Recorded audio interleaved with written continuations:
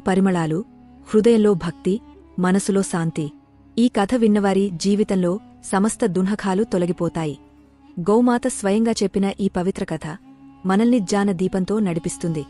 ఈ కథ మీ హృదయాన్ని తాకి మీ కుటుంబంలోని సమస్యలను తొలగించే శక్తిని కలిగి ఉంది. నమస్తే ప్రియమైన సోదరులు, సోదరీమణులు. హర హర మహాదేవ. మీ మనసు ఈ కథలో లీనమై దివ్యజ్ఞానంతో నిండిపోవాలని కోరుకుంటూ ఈ కథను ప్రారంభిస్తున్నాను. కాని ఒక చిన్న విన్నపం.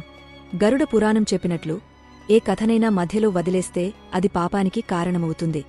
కాబట్టి ఈ కథను చివరి వరకు శ్రద్ధగా వినండి.